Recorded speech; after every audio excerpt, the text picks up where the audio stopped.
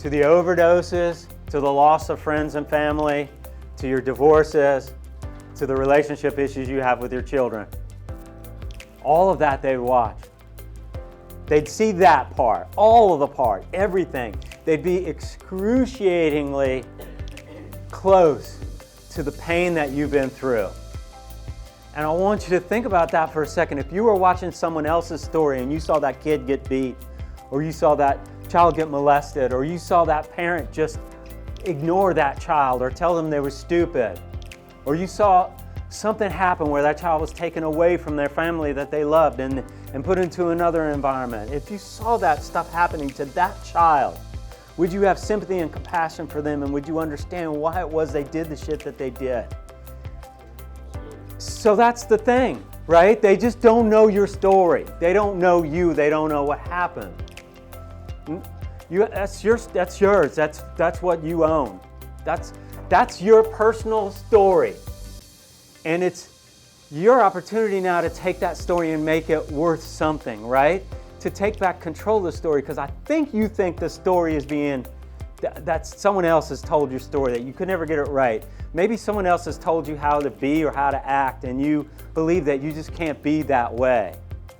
When do we, as adults, just take charge of our story and become the author of our own stories and write the end of this story and write it right? Write it in a different way. And the reason that we do podcasts is I want for our communities and our societies to understand what kind of incredible people that you guys actually really are. I always call you the heroes of the future, right? You're the heroes of the future, because heroes are the type of people who go through terrible struggles and end up overcoming those struggles and then helping other people out, because that's what makes a hero, right? So this isn't rehab, this is Hero Academy for us. And I don't think, I do believe with time that people will begin, or they should begin to understand addiction, right? But I can't change society. All that can really happen is one person at a time changing.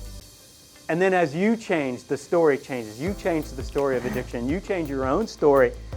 And we're talking today about families. When you change your story within your family, then you become the hero of your family, because your family is under what looks like a curse with this addiction stuff going on.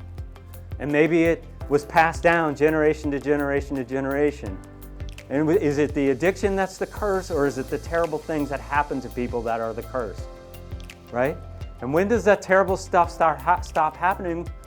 And how can it stop happening if I think the world's a terrible place and I think that people can't be trusted? Story doesn't change that way. So the way that we change the story of everyone's understanding of addiction is one family, one person at a time. And that really begins with you realizing that you're just a hero that hasn't gotten their cape yet. You're a hero who doesn't understand what your superpower is yet. Or you may understand your superpower, but you're not using it to make the world a better place. You're the superhero who basically decided, nah, that's not for me. You got the wrong guy. You got the wrong woman. So I didn't know that I was going to go off and all that, but the truth of the matter is the reason that we do podcasts is to begin to give some kind of understanding to the outside world of what you are. And we can't put you immediately on camera, unless we get a piece of paper signed that you're going to do all this. And I don't even know if that's completely advisable. You may do something here on camera that you don't want, that you'll regret later. But they can hear you, and they can hear our reactions to you. And they can sense that you're in the room. And that might be as close as we need to get for them to understand that we're talking to human beings that we respect. And then when we look at you, we see heroes, and we know what your potential is. And I think they'll hear us from the outside when they begin to understand how they're part of the problem, right? So today we're going to talk a little bit about families and how our families are problematic for us and how to change the dynamics in our families. Today's Family Dynamics Day. I had a wonderful opportunity today to do a little bit of work with some clients in the conference room at 9 o'clock from the hour 9 to 10. And at the beginning of it was real shaky. I don't think anyone trusted each other. I don't think anyone knew what to expect. Of course, people don't really know me as a counselor very well. But within a very brief period of time, I asked them at the end of this session, I said, what would it be like if the four of you walked out of this room and you just had each other's backs for the rest of it? Like y'all would be like superheroes. You would never have any problem that between the four of you, you couldn't solve or you couldn't handle. It's funny how we can make connections in a place like that, but out in the outside world, we can't. We seem incapable of making those kind of connections. And so funny that the people that we trust end up being people that nobody else trusts. You know, it's funny when you come into a rehabilitation facility and you find more honesty here than you find in the outside world. Why is it that suddenly you become honest and real loving people, and out there it's not that way? I have a theory on that. My theory is that you're very loving people in the first place, that your hearts are a little bit bigger, that you're sensitive. You're real sensitive. I know you hate me saying that shit. But the truth of the matter is the reason that you're an addict is because you've had to hide that away. And you've had to push it down. And you can't be the person that you really are inside. And part of becoming a hero is understanding that a man can be loving and should be loving to himself and to the world. Right? And that a woman's loving character doesn't need to be hid under a veneer. Right? Doesn't have to be hidden anymore, because I think you all did have to hide that stuff. I think you all did have to hide it. With the podcast, we do in a general format when we do this. And today I would like to introduce someone who's a part of our constant program here. Someone who really has helped to create the afternoon schedule that you all have. Someone who I admire a great deal. Our clinical director, Barrett Lynham.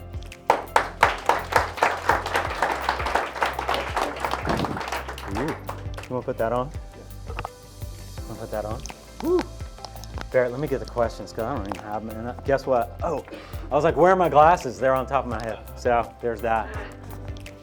Huh. Wow. I skipped all this part and just launched into it, didn't I? Let's get to these questions. You having trouble? A little trouble. You need some help? I do need a little help. Wow. See? Oh, I got it. See, we can ask for help. Ooh, good. Well, now you have a microphone this time, so that's good. See if it works. Did I do both of them, Randy? Okay. Can y'all hear back there? Yeah. Wow, it's funny because I can't hear the microphone doing what it does. What? Not a problem. Y'all, technical issues at our podcast. Right? Mine's working. Can y'all hear this? No. No. Hello? All right, so. I think it might have to be closer, and that's why. Okay, well then, that way the women will know that I believe all sorts of technical things that are not necessarily true. That's just flat out true. I'm like, I've done this for 7 years. So y'all didn't know we were trying to get some stuff done yesterday, but we didn't. Oh, thank you. Is that working now? No. Why? Right? All right. So Barrett, today's family dynamics today. Yes. Yay!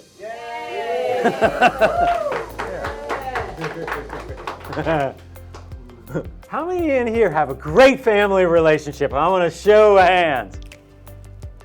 2. All right. Just for the record, there are 88 people in this room.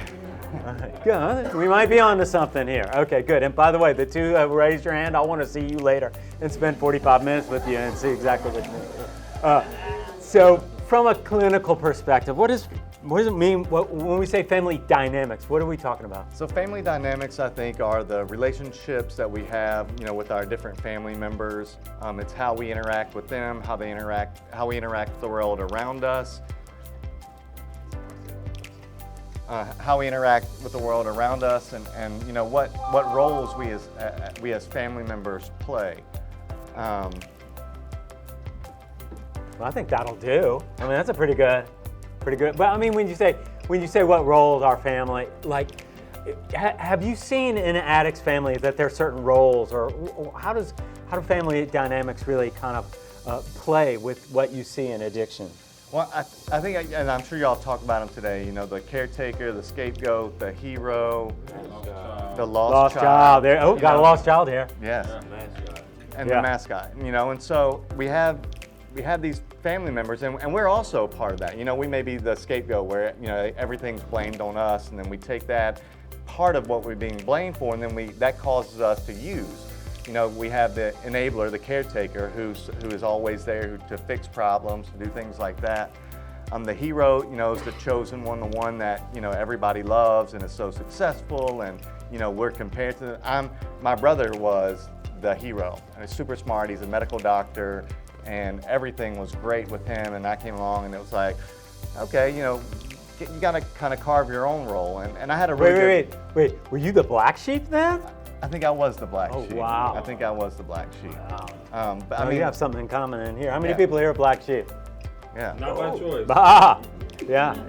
Oh, I'm But definitely black our sheep. actions were our Yeah. choice, though, right? So, you know, we chose to act the way we acted. We chose to do what we did, and so, you know, we weren't necessarily that, but you know, that was placed on us. Yeah. So, I mean, it says addiction affects families, it affects children, parents, partners, trust, money. So people get locked into these roles, right? So what happens when, like, some person's the fixer or whatever? So what happens when the angry one stops being angry in the family?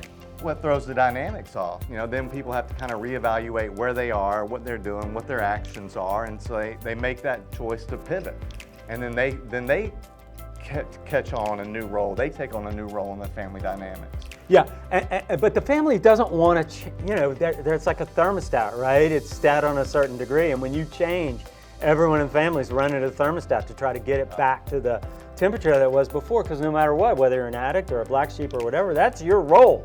Yeah. And if you change that role, it changes everything. Then somebody else has got to be the black sheep, right? And people don't like change. You know, when chaos comes out, you know, people are, well, what can we do to stabilize? You know, what can we do to make sure it goes back to homeostasis, where everybody's in their specific role, everybody's doing what they've always done.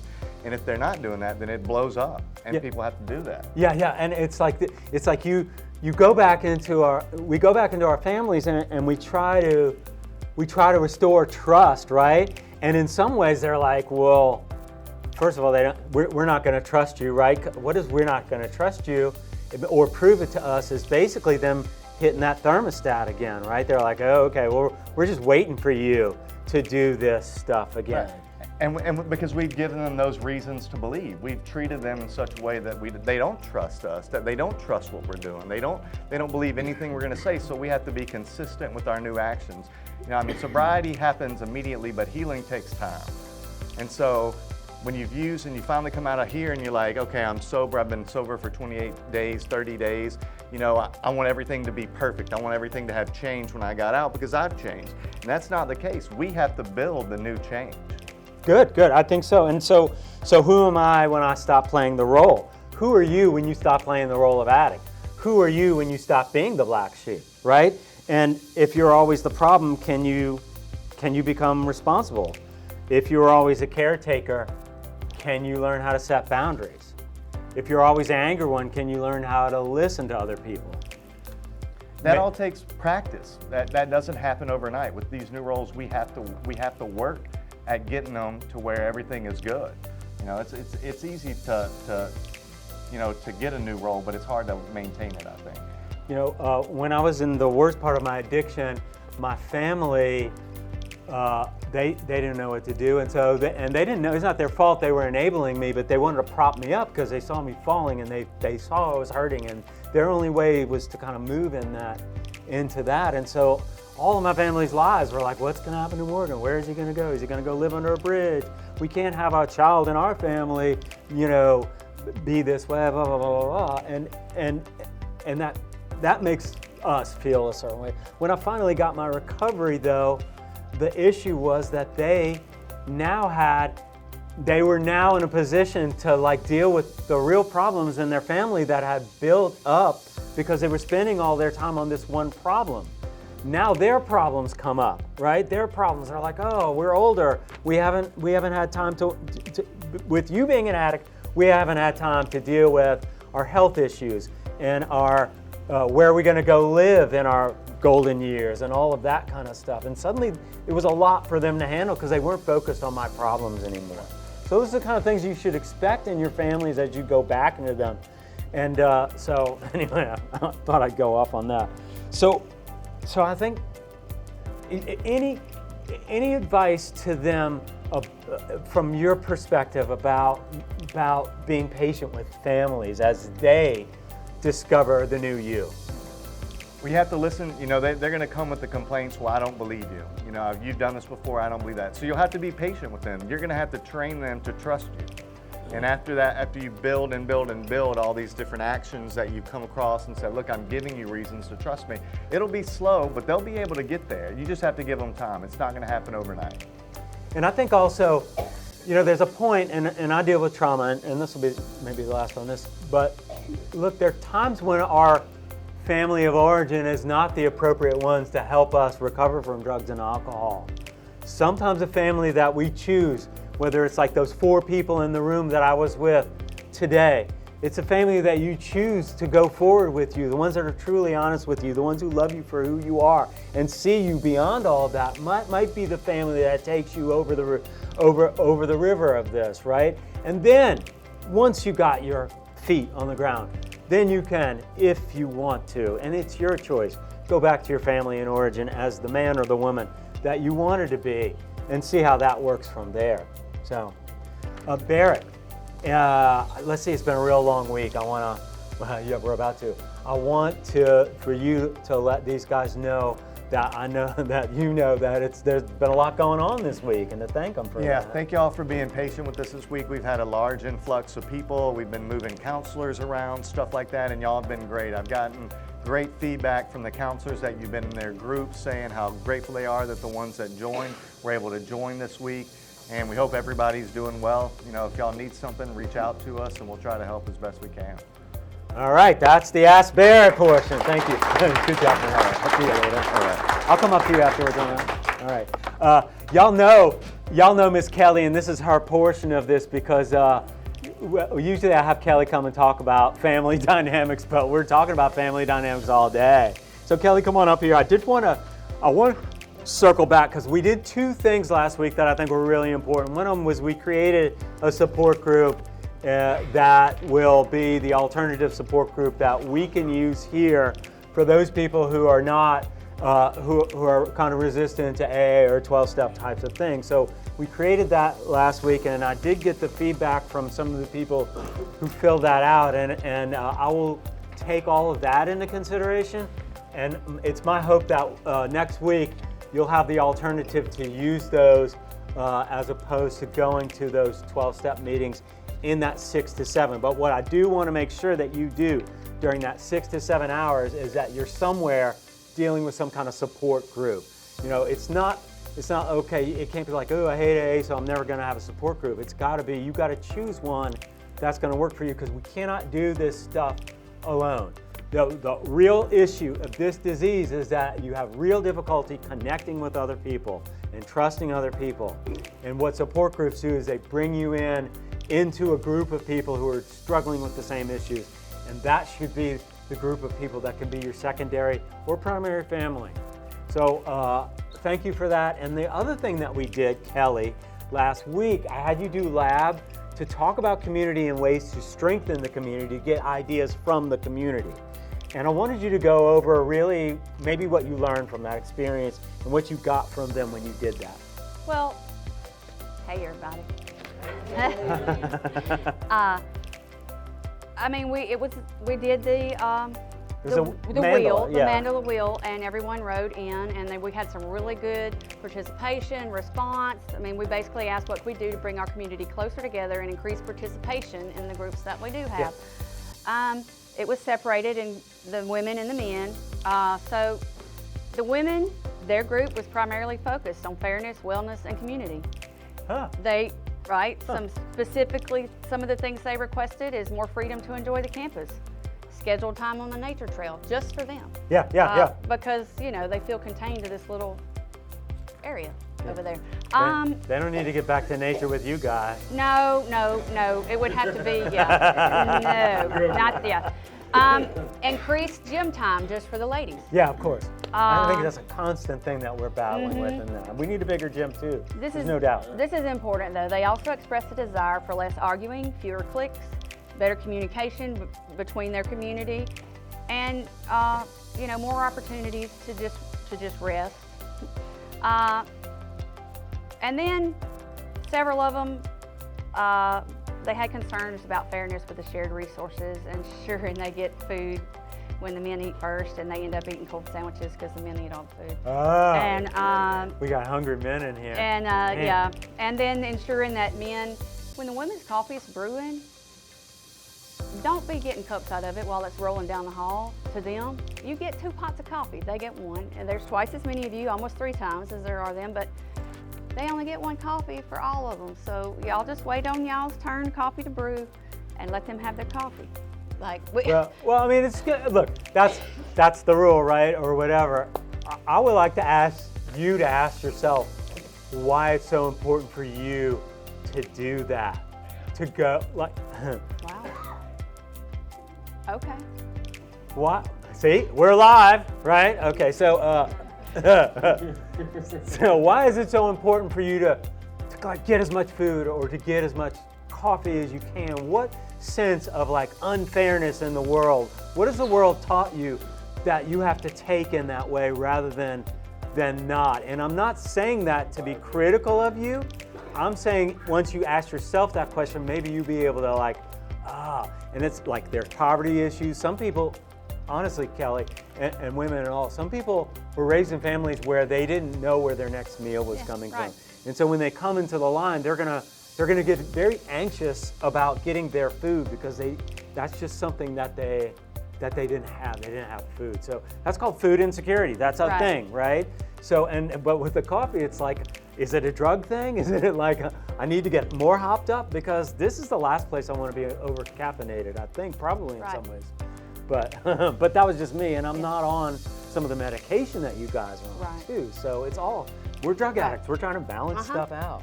So in turn, the men went a little bit different. They focused mostly on comfort and activities. The suggestions they had were change the menu more often. It was still food-based. Provide larger meal portions, extra trays. Okay. And they wanted more coffee offered in general at lunch and in the evenings.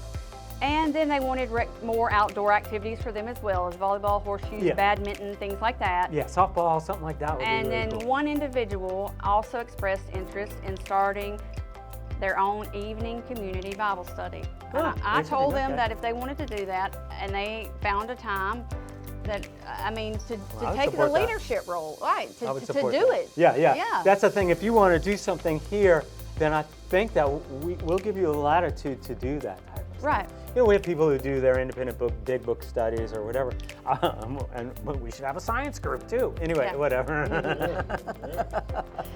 A math club. The math club. Yeah. Whatever. But so what? I mean, anything to get you guys just more interested and engaged in the world. And like, you know, we get under the dark cloud of our problems all the time. So if we can give you opportunities to see that life is real beautiful. It's a really amazing thing, and it's a miracle in and of itself. Yeah. And then we're kind of casting that aside.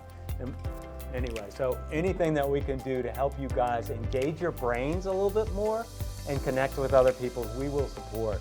Yeah, so that brought us to the leadership, and saying, step up, lead something. And so some of the suggested incentives for participation,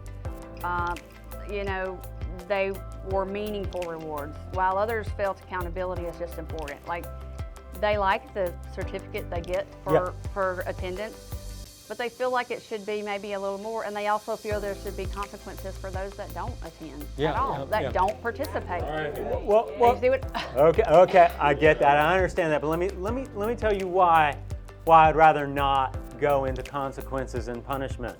I believe that this population has been punished constantly, and I don't think punishment helps anybody, because what does that do? If we force people to come into a group they don't want to go into, you've seen what happens in that situation too.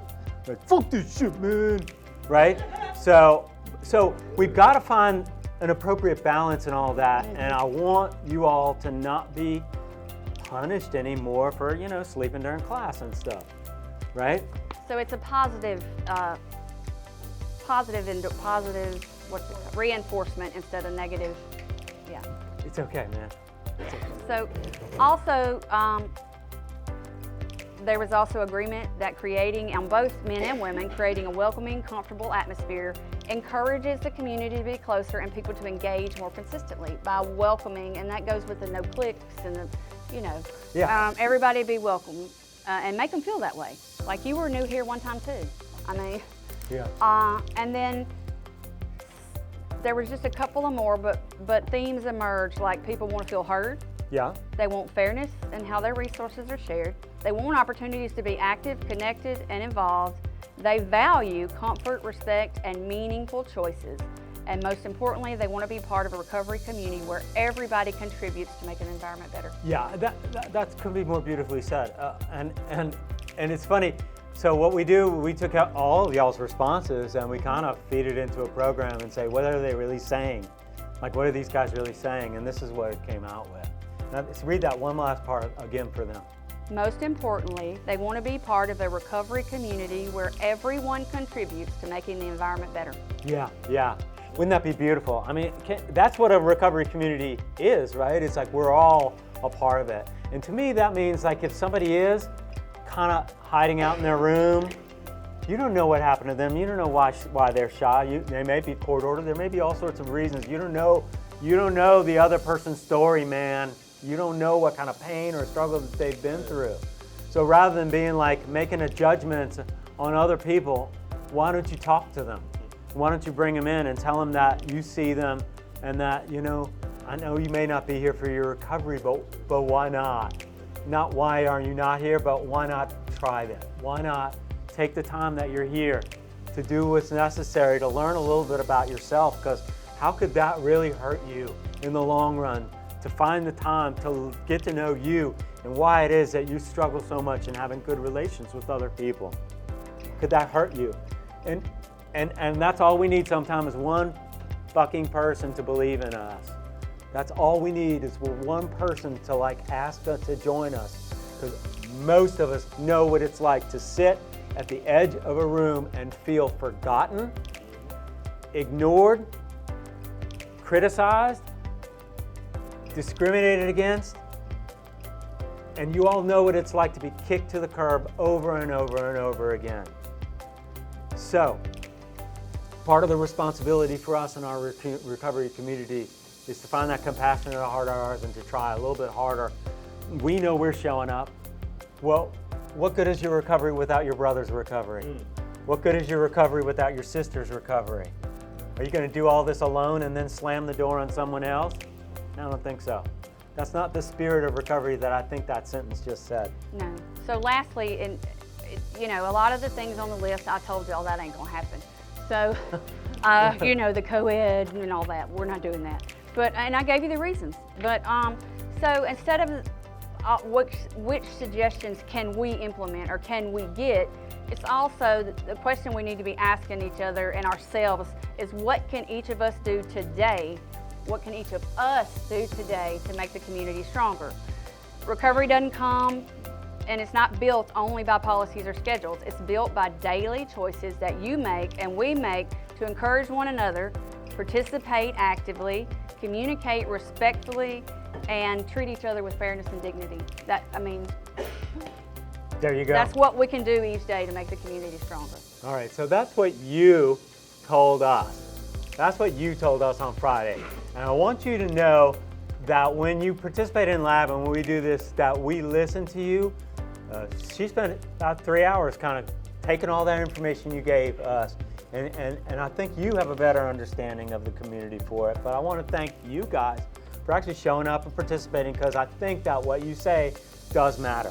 What you say matters. This is a community. This is not we're telling you what to do. A community occurs when we listen and we all work together to help you guys, and what helping you helps us, right? Every day it does. That's right. It was amazing. She handled the 10 to 11 on that, and it was a bit of a different group and all that, but we were talking to each other. Right. Sometimes, because I do the other things I do, I forget why I love being a counselor too. So I hope you are enjoying that road and that process for as sure. well. Yeah. It was, All right, it was good. let's move it on here. Good seeing you, Kelly.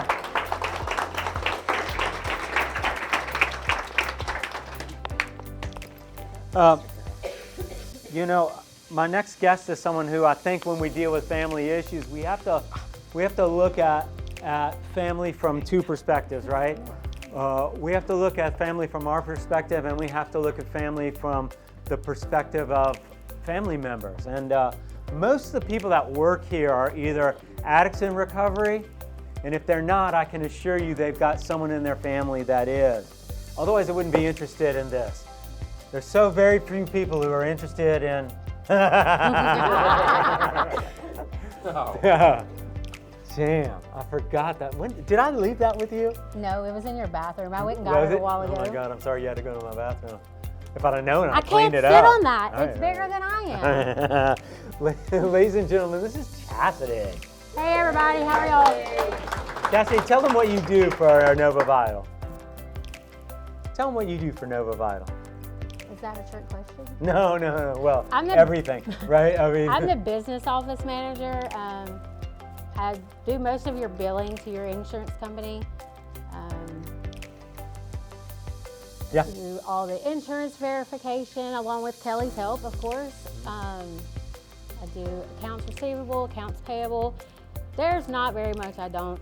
Most of the time I'm your in-house IT person. Yeah. So Do a little bit of all of it. so you're an overachiever is what you said. Yeah, I'll even sweep and mop. So do you think that being the daughter of an alcoholic made you an overachiever? Probably. Huh. Do you want to elaborate on that? Why? Were you always taking care of the family when she wasn't? I was. She left when we were 10. I was 10, my sister was 4. And so I was her mom. And well, that's where we are now. Yeah, and I wonder, so you are a terribly responsible person. So who takes care of Chastity now? Kelly? Another person who has who's a addict in their family, right? So it's interesting how we kind of create bonds with people who also have kind of similar journeys to us. So I left some of the questions that I was going to ask you in my office because ask me what I do, right? What do you not do? But I don't think that should hamper us. I think it should not. I think the story of being really left at 10. I think there's how many people here feel like when they were younger they had to start off on their own or had to take care of their own families because of addiction in their families or for whatever reason. I would say that's about a third of us basically when it comes down to it. So, yeah. So did you feel you had to be perfect to be loved? And did you think it was your fault that she left? So no, I didn't feel like it was mine or my sister's fault that she left, because we were young. But perfect, yes, because our dad raised us and he did hold us to a very high standard. He was an engineer, so we had to live a certain way and do certain things, but he made us who we are today. He raised 2 daughters by himself for 10 years, 12 years. So for mothers and fathers that are here, is there a message that you always try to tell them when you see them? How do you bring your experience to help other people understand what it's like to be on the other side of this equation? So, am I mad? Yeah, I'm still mad. It's been 31 years and I'm still mad. I'm still angry at her. But I set my boundaries, and your family, when they set those boundaries, it's not because they don't love you. It's because they have to set the boundaries for themselves, and I still have that boundary set. When I had my children, who will be 23 and 21 next month, I knew then that at 18 years old that I had to set boundaries and make sure that I was not going to be her. I wasn't going to let my children grow up without a mom and be like she was, because that's not who I am. Well, beyond that, I think you had to set boundaries with those grandchildren and her because she was still in her addiction. She was, and she's still actively in her addiction. So I wonder how it would be like for your family if she got her recovery.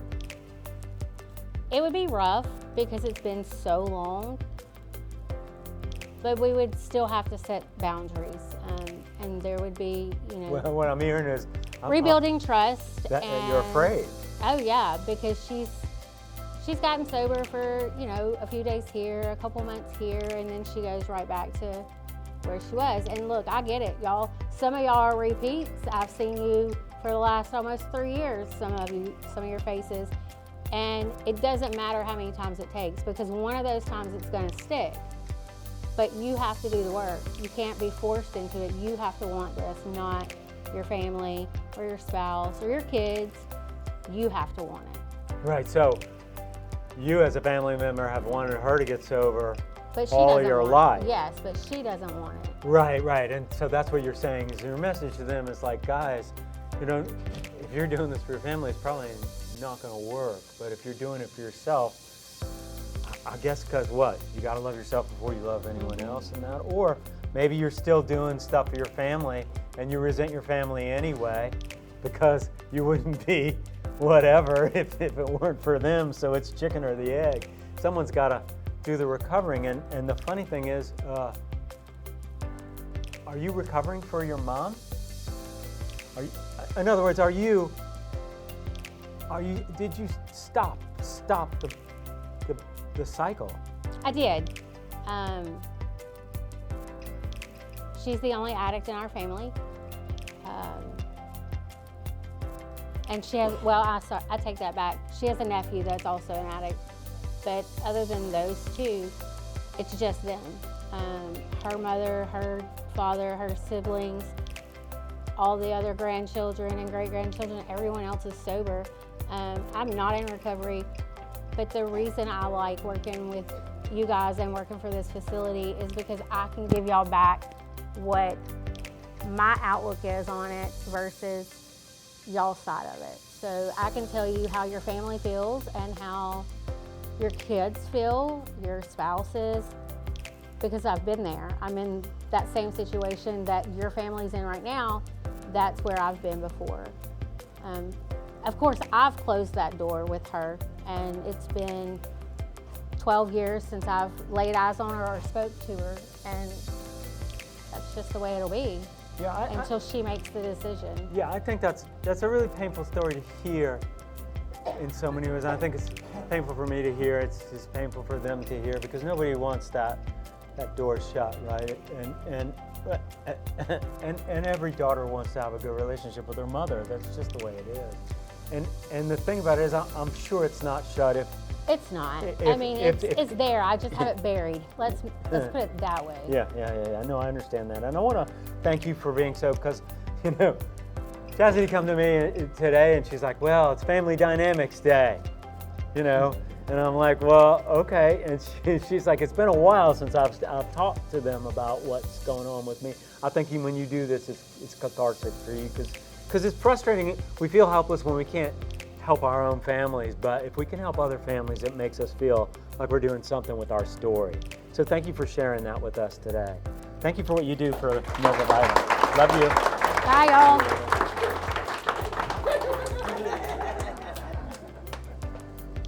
So, let me just tell y'all the story behind this. So I came in here for my first one with actual Morgan and Kelly, and he had 3 stools, and this was sitting in the middle, and he looked at me and said, that's your stool, it's for little people.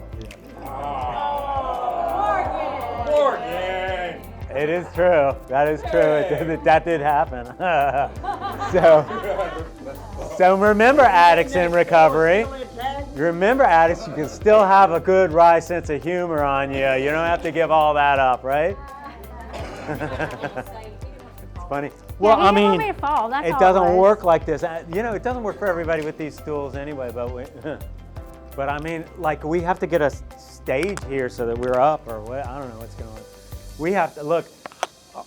Our podcast is kind of like my recovery, right? It's kind of like a Band-Aid here and a piece of glue here and some chewing gum and whatever it takes to put it all together. As long as it works, we're all right with that.